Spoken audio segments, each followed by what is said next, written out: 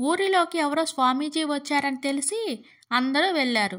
స్వామీజీ: భక్తులారా, మీలో ఎవరికైతే స్వర్గానికి వెళ్ళాలని ఉందో వాళ్ళు చేతులెత్తండి. ఊరిలో వాళ్లతో పాటు పార్వతీశం భార్య, అత్త కూడా చేతులెత్తారు. స్వామీజీ: నాయనా, నువ్వెందుకు చేతులెత్తలేదు? పార్వతీశం: వీళ్ళందరూ అక్కడికి వెళ్ళిన తర్వాత అది స్వర్గం ఎందుకు అవుతుంది స్వామి? అందుకే నేను వెళ్ళను.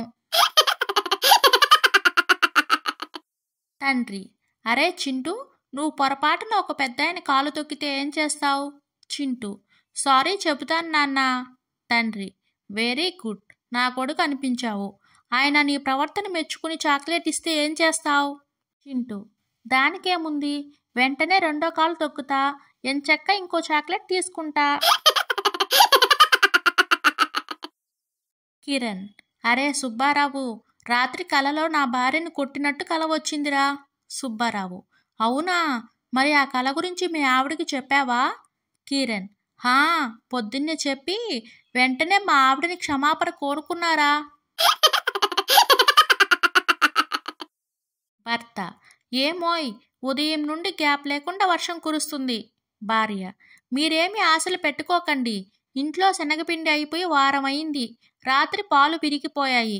పప్పు రుబ్బుతామంటే కరెంట్ లేదు. అన్నిటికంటే ముఖ్యంగా గ్యాస్ అయిపోవడానికి దగ్గరకొచ్చింది. పైగా నెలాఖరు, పోపుల డబ్బాలో కూడా పైసా లేదు.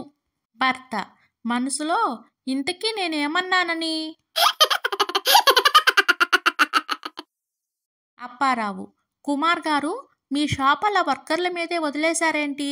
తయారు చేసిన స్వీట్లన్నీ వాళ్ళే తినేస్తే ఎలా? కుమార్: ఆ విషయంలో అసలు భయపడాల్సిన అవసరం లేదండి. నేను కేవలం డయాబెటీస్ ఉన్న వాళ్ళనే పనిలో పెట్టుకుంటాను.